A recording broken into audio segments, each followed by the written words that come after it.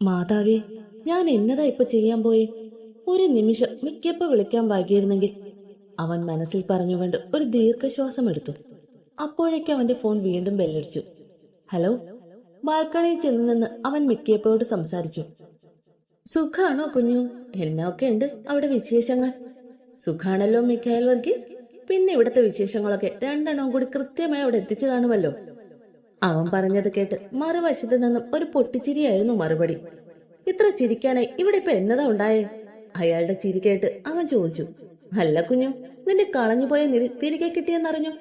അയാൾ ഒരു കുസൃതിയോടെ അവനോട് ചോദിച്ചതും അവന്റെ മുഖം സന്തോഷത്താൽ വിടർന്നു. അവന്റെ മനസ്സിന്റെ സന്തോഷം മറുവശത്ത് നിന്ന മിക്കിയപ്പയ്ക്ക് മനസ്സിലായി. അയാളുടെ മനസ്സും നിറഞ്ഞു. അമ്മച്ചിയും അപ്പച്ചനും ഒക്കെ അമ്മമോളെ കാണാൻ വരണമെന്ന് പറഞ്ഞ് നിൽക്കുവാടാ. നിന്നോട് ചോദിച്ചിട്ട് പറയാന്ന് പറഞ്ഞ് ഒരു വിധത്തെ സമാധാനിപ്പിച്ച് നിർത്തിയേക്കുവാ. അയാൾ അവനോടായി പറഞ്ഞു. അയ്യോ, ഇപ്പൊ വേണ്ടപ്പാ, കുറച്ചുകൂടി കഴിയട്ടെ, ഞാൻ പറയാം. ഇപ്പൊ അവള് വല്ലാത്തൊരു മാനസികാവസ്ഥയില്ല. ഒരു 2 ദിവസം കൂടി കഴിയട്ടെ. അവൻ പറഞ്ഞതും അയാൾ അതിനൊന്ന് മൂളി. പിന്നെയും കുറച്ചു നേരം സംസാരിച്ചിട്ട് അവൻ ഫോൺ വെച്ചു. ഫോൺ പോക്കറ്റിലിട്ടിട്ട് തന്റെ കഴുത്തിൽ കിടന്ന കുരിശിന്റെ ലോക്കറ്റ് അവൻ പയ്യെ ചുണ്ടോട് ചേർത്തു. ഇതേ സമയം മിക്കിയപ്പയും മാതാവിനോട് പ്രാർത്ഥിക്കുകയായിരുന്നു, തന്റെ കുഞ്ഞിൽ നിന്നും അവന്റെ പ്രാണനെ ഒരിക്കലും അകറ്റരുതെന്ന്. അലക്സ് ഹോളിലേക്ക് വന്നപ്പോൾ അമ്മ ഫുഡൊക്കെ എടുത്ത് മേശപ്പുറത്ത് വെക്കുന്നതാണ് കണ്ടത്. അവൻ കൈ കഴുകി വന്നിരുന്നതും അവൾ അവന്റെ മുമ്പിൽ പ്ലേറ്റ് വെച്ച് വിളമ്പാൻ തുടങ്ങി. താൻ എന്താ കഴിക്കുന്നില്ലേ? അവന് വിളമ്പിക്കൊടുത്തിട്ട് മാറി നിൽക്കുന്ന അമ്മൂനെ നോക്കി അവൻ ചോദിച്ചു. എനിക്കിപ്പോ വേണ്ട, വിശപ്പില്ല, അവൾ അവനോട് പറഞ്ഞു. വിളമ്പി തന്നിട്ട് മാറി നിൽക്കാൻ താൻ ഇവിടുത്തെ ജോലിക്കാരി ഒന്നുമല്ല, ഇവിടെ വന്നിരുന്ന് കഴിക്കും, അവൻ കുറച്ച് ഗൗരവത്തിൽ അവളോട് പറഞ്ഞു. അവനെ ദേഷ്യം പിടിപ്പിക്കേണ്ടെന്ന് കരുതി അവൾ പിന്നെ ഒന്നും മിണ്ടാതെ വന്നിരുന്ന് കഴിച്ചു. ഭക്ഷണം കഴിക്കുമ്പോഴും അലക്സിന്റെ കണ്ണുകൾ അമ്മുവിന്റെ മേൽ പാറി വീഴുന്നുണ്ടായിരുന്നു. അവളാണെങ്കിൽ ഓരോന്നാലോചിച്ച് കുറച്ച് എന്തൊക്കെയോ കഴിച്ചു. അവൻ കഴിച്ചു കഴിഞ്ഞ് കൈ കഴുകാൻ പോയപ്പോഴേക്കും അവൾ പ്ലേറ്റ് എടുത്ത് കഴുകി വെച്ചു. താൻ പോയി കുറച്ച് റെസ്റ്റ് എടുത്തു, എനിക്ക് കുറച്ച് ജോലിയുണ്ട്. അവൾ ഹോളിലേക്ക് വന്നതും അവൻ അവളോടായി പറഞ്ഞു. അവൾ തലകുലുക്കി സമ്മതിച്ചുകൊണ്ട് റൂമിലേക്ക് പോയി. അവൾ പോയ വഴി ഒന്ന് നോക്കിയിട്ട് അവൻ സോഫയിലിരുന്നു കൊണ്ട് തന്റെ ജോലി തുടർന്നു. റൂമിലെത്തിയ അമ്മുവിന്റെ മനസ്സിലേക്ക് വീണ്ടും പഴയ ചിന്തകൾ വരാൻ തുടങ്ങി. തൽഫലമായി അവളുടെ കണ്ണുകൾ നിറഞ്ഞൊഴുകി. അവൾ തലയണയിൽ മുഖാമർത്തി വെച്ച് പൊട്ടിക്കരഞ്ഞു. കരഞ്ഞു കരഞ്ഞ് എപ്പോഴും അവൾ ഉറങ്ങി. കോളിംഗ് ബെല്ലിന്റെ ശബ്ദം കേട്ടാണ് അവൾ എഴുന്നേറ്റത്. ഡോർ തുറക്കാനായി പുറത്തേക്ക് ഇറങ്ങിയപ്പോഴേക്കും അലക്സ് വാതിൽ തുറന്നിരുന്നു. എബിയും ലീനയും വന്നതായിരുന്നു.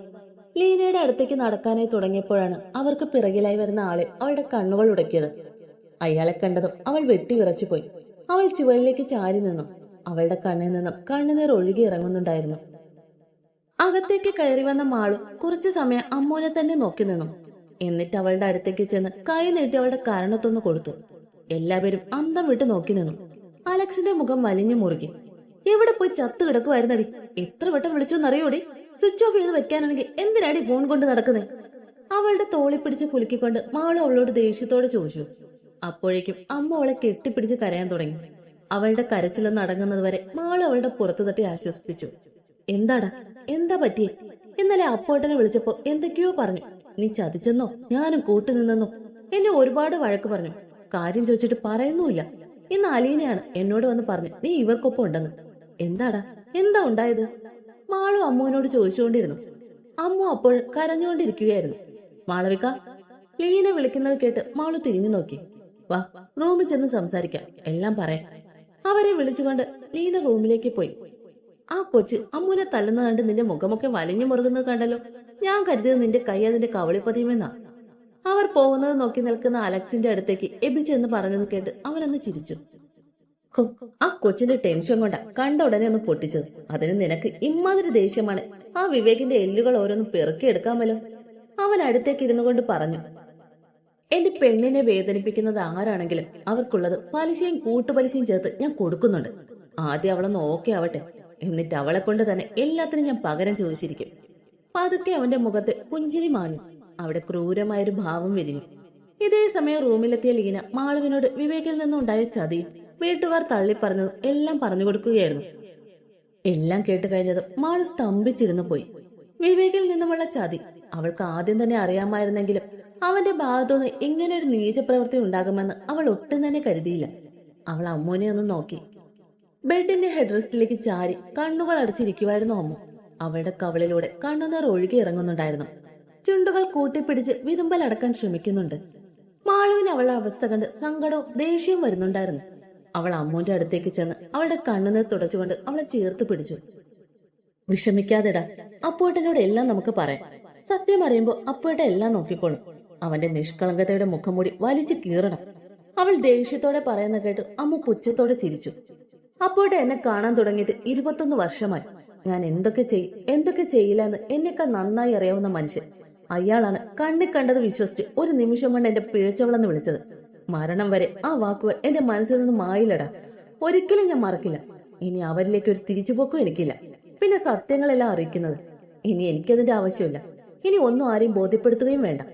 അമ്മ ഒരു നിർവികാരതയോടെ പറയുന്ന കേട്ട് മാളുവിനും ലീനയ്ക്കും ദേഷ്യം വന്നു. എന്നുവെച്ചാ നിന്റെ ജീവിതം തകർത്ത് നിന്നെ മറ്റുള്ളവരുടെ മുന്നിൽ മോശക്കാരിയാക്കിയിട്ട് അവ അങ്ങനെ സുഖിച്ച് ജീവിക്കട്ടെ എന്നാണോ നീ പറയുന്നത്? മാളു ദേഷ്യത്തോട് ചോദിച്ചത് കേട്ട് അമ്മ അവളെ നോക്കിയെന്ന് ചിരിച്ചുകൊണ്ട് പറഞ്ഞു. എന്നെന്നും സത്യത്തെ മൂടി വെക്കാൻ സാധിക്കില്ലല്ലോ. അതെന്നെങ്കിലും മറന്നേക്ക് പുറത്തു വരിക തന്നെ ചെയ്യും. അവരൊക്കെ എല്ലാം അറിയുന്ന ഒരു ദിവസം ഉണ്ടാവുക തന്നെ ചെയ്യും. പക്ഷെ അന്ന് അവരുടെ മുന്നിൽ നിൽക്കുന്നത് പഴയ അമ്മു ആയിരിക്കില്ല. നീ അവരെയൊക്കെ വെറുത്തോടാ? അമ്മുവിന്റെ വാക്കുകൾ കേട്ട് മാളു അത്ഭുതത്തോടെ അവളോട് ചോദിച്ചു. അറിയില്ലടാ, അവരോട് ഇപ്പൊ എനിക്ക് തോന്നുന്ന വികാരം എന്താണെന്ന് എനിക്ക് തന്നെ അറിയില്ല. അവൾ അതേ നിർവികാരതയോടെ തന്നെ പറഞ്ഞു. നീ നാളെ ഓഫീസിലേക്ക് വരുമോ? കുറച്ചു നേരം അവളെ നോക്കി നിന്നിട്ട് മാളു ചോദിച്ചു. അതിനവൾ ലീനയെ ഒന്ന് നോക്കി. ഇല്ലടാ, കുറച്ചു ദിവസം ഞങ്ങൾ ലീവാ. ഈ മൂഡ് ഓഫ് ഒക്കെ മാറിയ ശേഷം ഓഫീസിലേക്ക് ഇറങ്ങാം. അവളുടെ നോട്ടം കണ്ട് ലീന മറുപടി പറഞ്ഞു. അതിന് മാളു ഒന്ന് മൂളിയതേ ഉള്ളൂ. പിന്നെയും കുറച്ചു സമയം ഇരുന്നതിന് ശേഷം മാളു പോകാനിറങ്ങി. മാളു പോകാൻ തുടങ്ങിയ മാളു അമ്മുവിന്റെ വിളികേട്ട് തിരിഞ്ഞു നോക്കി. മാളു, ഞാൻ എവിടെ ഉണ്ടെന്നോ എന്റെ കാര്യങ്ങളോ ഒന്നും നീ ആരോടും പറയരുത്. അവളുടെ അടുത്തേക്ക് വന്നുകൊണ്ട് അമ്മ പറഞ്ഞത് കേട്ടതും അവൾ നെറ്റിച്ചൊളിച്ചു. ഇതിന്റെ പേരിൽ നീയും അപ്പുവേട്ടനും തമ്മിൽ ഒരു പ്രശ്നവും ഉണ്ടാകരുത്. ഈ പ്രശ്നം നിങ്ങൾക്കിടയിൽ ഒരു സംസാരമാകുകയും ചെയ്യരുത്. വാക്കുതാ. അവൾ എന്തോ പറയാൻ വന്നതോ അമ്മ അവളുടെ കൈ പിടിച്ചുകൊണ്ട് പറഞ്ഞു. വാക്ക്. അത് കേട്ടതും മാളു ഒന്ന് നിശ്വസിച്ചുകൊണ്ട് വാക്കു കൊടുത്തു. എന്നിട്ട് അവളെ ഒന്നുകൂടെ നോക്കിക്കൊണ്ട് അവിടെ നിന്നും ഇറങ്ങി. രാത്രിയിൽ എൽസമ്മ കിടക്കാനായി വന്നതും മാത്യു ചെയ്യാൻ എന്തോ ഫയലിൽ നോക്കി ഇരിക്കുന്നതാണ് കണ്ടത്. കുടിക്കാനുള്ള വെള്ളം മേശപ്പുറത്ത് വെച്ചിട്ട് അവർ ബെഡിലേക്ക് കിടന്നു. ഫയലിൽ നോക്കുന്നുണ്ടെങ്കിലും എൽസമ്മ വന്നതും കിടന്നതും എല്ലാം അയാൾ അറിയുന്നുണ്ടായിരുന്നു. അയാൾ ഫയലുകൾ മടക്കി വെച്ചുകൊണ്ട് അവരുടെ അടുത്തേക്ക് ചെന്നു. താൻ ഉറങ്ങിയോ? അയാൾ അവരുടെ അടുത്തായി ഇരുന്നുകൊണ്ട് ചോദിച്ചു. ഇല്ല. പെട്ടെന്ന് അവർ ഞെട്ടി എഴുന്നേറ്റുകൊണ്ട് പറഞ്ഞു. താൻ എന്തിനാ ഇങ്ങനെ പേടിക്കുന്നേ? അവരുടെ മുഖത്തെ പരിഭ്രമം കണ്ടുകൊണ്ട് അയാൾ ചോദിച്ചു. ഒന്നുമില്ല ചായ, ഞാനിങ്ങനെ ഓരോന്ന് ആലോചിച്ചിരിക്കുവായിരുന്നു. അപ്പോഴാ ഇച്ചയും വിളിച്ചേ. അതെന്താ തനിക്ക് ഇത്രമാത്രം ആലോചിക്കാനുള്ളത്? അവർ പറഞ്ഞു കേട്ട് അയാൾ വീണ്ടും ചോദിച്ചു. എൽസമ്മ അതിന് മറുപടി പറയാതെ മുഖം കുനിച്ചിരുന്നു. തന്റെ മനസ്സിൽ എന്താണെന്ന് എനിക്കറിയാം എൽസ. അലക്സും അമ്മു അല്ലേ നിന്റെ മനസ്സിൽ ഇപ്പോൾ ഉള്ളത്? അതിനവർ മറുപടി ഒന്നും പറയാതെ അയാളെ നോക്കിയിരുന്നു. തന്റെ വിഷമം എനിക്ക് മനസ്സിലാവുന്നുണ്ടോ. പക്ഷെ അലക്സിന്റെ കാര്യത്തിൽ മറ്റൊരു ഓപ്ഷൻ ഇല്ല. ഇനി അമ്മുവിനേക്കാൾ സൗന്ദര്യമുള്ള, വിദ്യാഭ്യാസമുള്ള, അവളെക്കാൾ യോഗ്യതയുള്ള ആരെ കൊണ്ടുവന്നാലും നമ്മുടെ അവരുടെ മുഖത്ത് പോലും നോക്കില്ല. കാരണം തനിക്കറിയാലോ, അവന്റെ ആത്മാവാണ് അവൾ. അവളെ നഷ്ടപ്പെടുത്തി അവൻ മറ്റൊരു പെണ്ണിനെ സ്വീകരിക്കൂ. അതുകൊണ്ട് താൻ വേണ്ടാത്ത കാര്യങ്ങളെക്കുറിച്ച് ചിന്തിച്ച് കാട് കയറാതെ കിടന്നുറങ്ങാൻ നോക്ക്. അയാൾ അതും പറഞ്ഞുകൊണ്ട് എഴുന്നേറ്റ് വീണ്ടും ഫയലുകൾ നോക്കാൻ തുടങ്ങി. കുറച്ചു സമയം കൂടി അങ്ങനെ ഇരുന്നിട്ട് എൽസമ്മയും കിടന്നു. അവരുടെ മനസ്സ് അപ്പോഴും തെളിഞ്ഞില്ലായിരുന്നു. രാവിലെ ലീന എണീറ്റ് ഫ്രഷായി കിച്ചണിലേക്ക് കയറി. അപ്പോഴാണ് ജോഗിങ് കഴിഞ്ഞ് അലക്സും എബിയും വന്നത്. അവർ ഫ്രഷായി വന്നപ്പോഴേക്കും ലീന അവർക്ക് കോഫി കൊടുത്തു. അമ്മു എണീറ്റില്ലേ മോളെ? കോഫി സിപ്പ് ചെയ്തുകൊണ്ട് അലക്സ് അവളോട് ചോദിച്ചു. രാത്രി ഒരുപാട് ലേറ്റായാണ് ഉറങ്ങുന്നത്. ഓരോന്ന് ആലോചിച്ച് കിടക്കും. അതുകൊണ്ട് ഞാൻ വിളിച്ചില്ല, ഉറങ്ങിക്കോട്ടെ. അതും പറഞ്ഞ് അവൾ കിച്ചണിലേക്ക് പോയി. അലക്സ് കോഫി കുടിച്ചുകൊണ്ട് പേപ്പർ വായിക്കാൻ തുടങ്ങി. എബി ഫോൺ നോക്കിയിരുന്നു. ലീന കിച്ചണിൽ ബ്രേക്ക്ഫാസ്റ്റിനുള്ള തയ്യാറെടുപ്പിലായിരുന്നു. പെട്ടെന്ന് റൂമിൽ നിന്നും അമ്മുവിന്റെ അലറിക്കരച്ച് കേട്ടത് 3 പേരും ഞെട്ടിത്തെറിച്ചു പോയി. കിച്ചണിൽ നിന്ന് ലീന ഓടി വന്നപ്പോഴേക്കും അലക്സും എബിയ അവളുടെ അടുത്തെത്തിയിരുന്നു.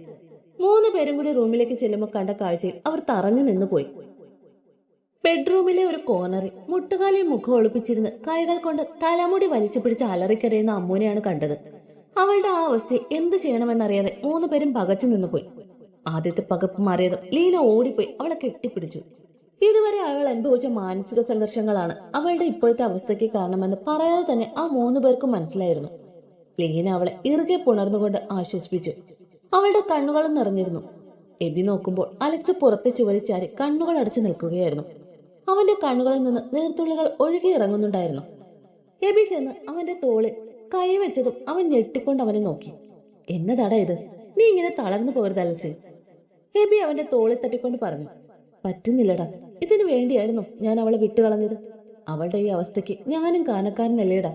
ആദ്യമേ തന്നെ എന്റെ ഇഷ്ടം അറിയിച്ച് കൂടെ കൂട്ടണമായിരുന്നു. എങ്കിൽ എന്റെ കൊച്ചിന്നിങ്ങനെ കരയേണ്ടി വരില്ലായിരുന്നു. അവൻ സങ്കടത്തോടെ പറയുന്നത് കേട്ട് എബിയും വല്ലാതെയായി. താനും ഒന്നും ചെയ്തില്ല. അന്ന് അമ്മുവിന്റെ വിവാഹം തീരുമാനിച്ചു എന്ന് അറിഞ്ഞപ്പോൾ തന്നെ താൻ എന്തെങ്കിലും ചെയ്യണമായിരുന്നു. എങ്കിൽ തന്റെ പ്രിയപ്പെട്ട കൂട്ടുകാരനും അവന്റെ പെണ്ണും ഇങ്ങനെ വിഷമിക്കേണ്ടി വരില്ലായിരുന്നു. അവൻ കുറ്റബോധത്തോടെ ഓർത്തു. അത് നീ വിട്, കഴിഞ്ഞത് കഴിഞ്ഞു. ഇനി എന്തെന്ന് ആലോചിക്കും. അവളുടെ ഈ അവസ്ഥ മുന്നോട്ട് പോകാൻ സാധിക്കില്ല. നല്ലൊരു കൗൺസിലിംഗ് വേണം, അല്ലെങ്കിൽ ഡിപ്രഷൻ ആകാൻ സാധ്യതയുണ്ട്. പിന്നെ നമ്മുടെ കയ്യിൽ നിൽക്കില്ല. ഞാൻ പറയാതെ തന്നെ നിനക്കെല്ലാം അറിയാവുന്നതല്ലേ. അലക്സ് വീണ്ടും സങ്കടപ്പെട്ട് നിൽക്കുന്നത് കണ്ട് എബി പറഞ്ഞു. അലക്സ് ഒരു ഞെട്ടലോടെ അവനെ നോക്കി. ഡാ എന്റെ അമ്മു, അലക്സ് ഒരു ഇടർച്ചയോടെ പറഞ്ഞു. അവന്റെ വാക്കുകൾ മുറിയുന്നുണ്ടായിരുന്നു. ഏയ്, നീ ടെൻസ്ഡ് ആവാൻ വേണ്ടി പറഞ്ഞതല്ല. എത്രയും പെട്ടെന്ന് കൗൺസിലിംഗ് കൊടുക്കണം. അവളുടെ മൈൻഡ് ക്ലിയർ ചെയ്യണം. അവളൊന്ന് റിലാക്സ്ഡ് ആവണം. അത്രേ ഉള്ളൂ. നീ വിഷമിക്കാതെ, നമ്മളില്ലേ അവളുടെ കൂടെ. നമ്മൾ അവളെ തിരിച്ചു കൊണ്ടുവരും. അവൻ പറയുന്നത് കേട്ടപ്പോൾ അലക്സിന്റെ മനസ്സിൽ ചെറിയൊരു ആശ്വാസം കിട്ടി. നീ വാ, നമുക്ക് അങ്ങോട്ട് ചെല്ലാം. നിന്റെ പെങ്ങളാ കൂട്ടിയിരിക്കുന്നത്. മിക്കവാറും രണ്ടും കൂടി ഇപ്പൊ കണ്ണീർപ്പുഴ ഒഴുക്കിയിട്ടുണ്ടാകും. എബി ചിരിയോടെ പറയുന്നത് കേട്ട് അലക്സിന്റെ ചുണ്ടിലും പുഞ്ചിരി വിടർന്നു. അലക്സ് എബിയും കൂടി റൂമിലേക്ക് ചെല്ലുമ്പോൾ ലീനയുടെ മടിയിൽ കിടന്ന് ഉറങ്ങുകയായിരുന്നു അമ്മ. ലീന അവളുടെ നെറുകെ തലോടിക്കൊണ്ടിരുന്നു. അവളും ചുവരിച്ചരി കണ്ണടച്ചിരിക്കുകയായിരുന്നു. ഒരു സൗണ്ട് കേട്ടാണ് ലീന മിഴികൾ തുറന്നത്. തൊട്ടു മുമ്പേ അലക്സിനെ എബിയും കണ്ട് അവൾ പതിയെ അമ്മുവിനെ കട്ടിലേക്ക് ഇറക്കി കിടത്തി. എന്നിട്ട് ഓടിപ്പോയി അലക്സിനെ കെട്ടിപ്പിടിച്ച് കരഞ്ഞു. വയ്യ ചായ, എനിക്കിത് കാണാൻ വയ്യ. സഹിക്കാൻ കഴിയുന്നില്ല ചായ. നമുക്ക് അവളെ ഇവിടുന്ന് കൊണ്ടുപോവാം. കാഞ്ഞിരപ്പള്ളിക്ക് കൊണ്ടുപോയ ചായ, അവൾ തേങ്ങലോടെ പറഞ്ഞുകൊണ്ടിരുന്നു. വിഷമിക്കാതെടാ, എല്ലാം നമുക്ക് ശരിയാക്കാം. നിന്റെ ഇച്ഛായനല്ലടി പറയുന്നേ. നമ്മുടെ അമ്മൂട്ടിക്ക് ഇനി ഒരു കുഴപ്പവും ഉണ്ടാകാതെ നിന്റെ ഇച്ഛായ നോക്കിക്കൊള്ളാം. അതിന് കുറച്ച് കാര്യങ്ങളുണ്ട് മോളെ. അത് കൂടി തീർത്തിട്ട് നമുക്ക് പോവാം, പോരെ? അവൻ അവളെ ചേർത്ത് പിടിച്ചുകൊണ്ട് പറഞ്ഞു. അതേടാ, ഇവൻ പറഞ്ഞതുപോലെ കുറച്ച് കാര്യങ്ങളുണ്ട് മോളെ. ആദ്യം അമ്മുവിന്റെ മനസ്സൊന്ന് ഓക്കെ ആവണ്ടേ. പിന്നെ നിയമപരമായി ഇപ്പോഴും അമ്മു അവന്റെ ഭാര്യയാണ്. ആ ബന്ധം വേർപെടുത്തണം. അതിന് ഇവിടെ തന്നെ നിൽക്കണം. എബി അവളോട് പറഞ്ഞതും അവൾ എല്ലാം മനസ്സിലായി എന്ന പോലെ തലയാട്ടി. കുറച്ചു നേരം അവർ അവളെ നോക്കി നിന്നു. കുഞ്ഞു കുട്ടികളെപ്പോലെ ചുരുണ്ടുകൂടി കിടക്കുന്ന അമ്മുവിനെ കണ്ട് അവർക്ക് ഒരേ സമയം സങ്കടവും വാത്സല്യവും തോന്നി. അലക്സ് ചെന്ന് അവളുടെ അടുത്തിരുന്നു കൊണ്ട് മുഖത്തേക്ക് പാറി വീണ അവളുടെ മുടിയിഴകൾ ഒതുക്കി വെച്ചു. ശേഷം അവളുടെ നെറുകയിലൊന്ന് മുത്തി പുതപ്പെടുത്ത് പുതപ്പിച്ചു കൊടുത്തിട്ട് അവൻ മെല്ലെ പുറത്തേക്ക് ഇറങ്ങി. അവന് പുറകെ അവളെ ഒന്ന് നോക്കിയിട്ട് അവരും പുറത്തേക്ക് ഇറങ്ങി. ബ്രേക്ക്ഫാസ്റ്റ് ഉണ്ടാക്കാനായി ലീന കിച്ചണിലേക്ക് പോകാൻ തുടങ്ങിയതും അലക്സ് അവളെ തടഞ്ഞു. ഇനിയിപ്പോ മോൾ ഒന്നും ഉണ്ടാക്കാൻ നിൽക്കണ്ട, ഞങ്ങൾ എന്നതേലും വാങ്ങി വരാം. മോൾ അമ്മുവിന്റെ അടുത്ത് പോയിരിക്കും. അതും പറഞ്ഞ് എബിയും അലക്സും പുറത്തേക്ക് നടന്നു. ലീന അമ്മുവിന്റെ അടുത്തേക്കും പോയി അവളെ കെട്ടിപ്പിടിച്ചു കിടന്നു. രാവിലെ തന്നെ അപ്പുവിന്റെ വീട്ടിലേക്ക് കയറി വന്നതാണ് മാളു. കാരണം അമ്മുവിന്റെ പ്രശ്നത്തിന് ശേഷം അപ്പു അവളോട് ഒന്നും മിണ്ടുന്നില്ല. ഫോൺ വിളിച്ചാൽ എടുക്കുന്നില്ല. എടുത്താൽ തന്നെ മേലി വിളിക്കരുതെന്നും പറഞ്ഞ് വഴക്കാണ്. അതൊന്ന് ചോദിക്കാൻ വേണ്ടിയാണ് അവൾ രാവിലെ തന്നെ കയറി വന്നത്. മാളു അവിടെ എത്തിയതും ഫ്രണ്ട് ഡോർ തുറന്നു കിടക്കുന്നതാണ് കണ്ടത്. അവിടെയെങ്ങും ആരെയും കണ്ടില്ല. അവൾ നേരെ അപ്പുവിന്റെ റൂമിലേക്ക് ചെന്നു. അപ്പു അവിടെ കട്ടിലിൽ കണ്ണുകൾക്ക് മീതെ ഇടം കൈ വെച്ച് മലർന്നു കിടക്കുകയായിരുന്നു.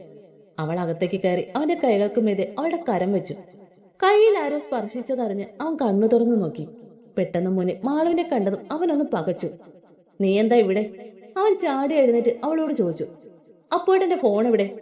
അതിന് മറുപടിയായി അവൾ മറുചോദ്യം ചോദിച്ചു. അത് അവിടെയെങ്ങാനും കാണും. അതല്ലല്ലോ ഞാൻ ചോദിച്ചത്. നീ എന്താ ഇവിടെ എന്നാ ചോദിച്ചേ? പിന്നെ ഞാൻ എന്ത് വേണം? ഫോൺ വിളിച്ചാൽ എടുക്കില്ല, അഥവാ എടുത്താൽ വഴക്കും. ഞാൻ എന്ത് ചെയ്തിട്ടാ? അതിന്റെ കാരണമെങ്കിലും എനിക്ക് അറിയണം. അപ്പോഴേട്ടൻ പറയാതെ ഞാൻ പോവില്ല. എനിക്കൊന്നും പറയാനില്ല, നീ പോവാൻ നോക്ക്. എനിക്ക് ഓഫീസിൽ പോണം. അങ്ങനെ ഇപ്പൊ ഞാൻ പോകുന്നില്ല. കാരണം അറിയാതെ എന്നെ ഇവിടുന്ന് പറഞ്ഞു വിടാന്ന് കരുതണ്ട, അവൾ വാശിയോടെ പറഞ്ഞു. അത് കേട്ടതും അവന് ദേഷ്യം വന്നു. അവൻ അവളുടെ അടുത്തേക്ക് പാഞ്ഞു ചെന്ന് അവളുടെ കവളിൽ കുത്തിപ്പിടിച്ചുകൊണ്ട് പറഞ്ഞു. നിനക്ക് അറിഞ്ഞേ തീരൂ എന്നാണെങ്കിൽ നീ നിന്റെ കൂട്ടുകാരോട് പോയി ചോദിക്കടി. പാതിരാത്രി കാമുകനെ വിളിച്ച് റൂമിൽ കയറ്റിയ ആ പിഴച്ചവളോട്. അപ്പോട്ടാ അവൻ പറഞ്ഞു തീരുന്നതിന് മുമ്പേ മാളുവിന്റെ അലർച്ച അവിടെ ഉയർന്നു കേട്ടു. വാക്കുകൾ സൂക്ഷിച്ചുപയോഗിക്കണം. അവൾ അപ്പോട്ടെന്റെ പെങ്ങളാണ്. അവൾ ഒരു താക്കീതോടെ പറഞ്ഞതും അവന്റെ മുഖത്ത് പുച്ഛം നിറഞ്ഞു. പെങ്ങൾ? അവളെപ്പോലെ ഒരു പെങ്ങൾ ഇനി എനിക്കില്ല. ഉണ്ടായിരുന്ന ഒരെണ്ണം ചത്തു. അവൻ ദേഷ്യത്തോട് തന്നെ പറഞ്ഞു. അവൾ അവന്റെ മുഖത്തേക്ക് ദയനീയതയോടെ നോക്കി. മുഖം ദേഷ്യം കൊണ്ട് വിറയ്ക്കുന്നുണ്ടെങ്കിൽ കണ്ണുകൾ നിറഞ്ഞൊഴുകുന്നുണ്ടായിരുന്നു. അവന്റെ അവസ്ഥ കണ്ട് അവളുടെ കണ്ണുകൾ നിറഞ്ഞു. അപ്പോഴെന്റെ അമ്മ അങ്ങനെ ചെയ്യുമെന്ന് തോന്നുന്നുണ്ടോ? എന്തെങ്കിലും തെറ്റിദ്ധാരണാണെങ്കിലോ? അവൾ അവനെ പറഞ്ഞു മനസ്സിലാക്കാൻ ഒരു ശ്രമം നടത്തി. എന്നാൽ വിവേക് കുത്തി നിറച്ച വിഷവും കൺമുന്നിൽ കണ്ട കാഴ്ചയും എല്ലാം അവൾ പറഞ്ഞതിനെ വിശ്വസിക്കാൻ അനുവദിച്ചില്ല. ഞാൻ എന്റെ കണ്ണുകൾ കൊണ്ട് കണ്ടതാടി അവളെ അവനെ ഒരു മുറിയിൽ നിന്ന് പിടിച്ചിറക്കിയത്. അതിനേക്കാൾ വലിയ തെളിവെന്ത് വേണമടി? അവൻ ദേഷ്യത്തോടെ പറഞ്ഞത് കേട്ടതും അവൾ എന്തോ പറയാനായി വായ തുറന്നു. അപ്പോഴാണ് അമ്മുവിന്റെ വാക്കുകൾ അവൾ ഓർമ്മിച്ചത്. അമ്മുവിന്റെ വാക്കുകൾ മനസ്സിലേക്ക് വന്നതും അവൾ നിശബ്ദയായി. തലകുനിച്ച് നിൽക്കുന്ന അവളെ നോക്കി അവൻ വീണ്ടും പറഞ്ഞു, ഇതിൽ നിനക്കെന്തെങ്കിലും മനസ്സറിവുണ്ടെന്ന് ഞാൻ അറിഞ്ഞ എന്റെ മറ്റൊരു മുഖമായിരിക്കും നീ കാണുക. അവൾ ഒന്നും മിണ്ടാതെ അവനെ ദയനീയതയോടെ നോക്കി പുറത്തേക്ക് നടന്നു. കുറച്ചു നടന്നതും അവൾ തിരിഞ്ഞു നോക്കി അവനോടായി പറഞ്ഞു, കണ്ണുകൊണ്ട് കാണുന്നതെല്ലാം സത്യമാണെന്ന് വിശ്വസിക്കരുത് അപ്പുവേട്ടാ. കള്ളങ്ങൾ പലർക്കും ചതിയിലൂടെ സത്യമാണെന്ന് വരുത്തി തീർക്കാൻ സാധിക്കും, എന്നാൽ അതൊരിക്കലും ശാശ്വതമായിരിക്കില്ല. അതും പറഞ്ഞുകൊണ്ട് അവൾ തിരിഞ്ഞു നടന്നു. സത്യങ്ങൾ അറിയുമ്പോൾ ആ നെഞ്ചു തകർന്നു പോകാതിരിക്കട്ടെ അപ്പുവേട്ടാ. പറഞ്ഞ വാക്കുകൾ ഓർത്ത് നേറി നേറി കഴിയാതിരിക്കട്ടെ. അതും മനസ്സിൽ പറഞ്ഞുകൊണ്ട് അവൾ മുന്നോട്ട് നടന്നു. അപ്പോഴും അവളുടെ വാക്കുകളിലെ പൊരുളറിയാതെ നിൽക്കുകയായിരുന്നു അവൻ.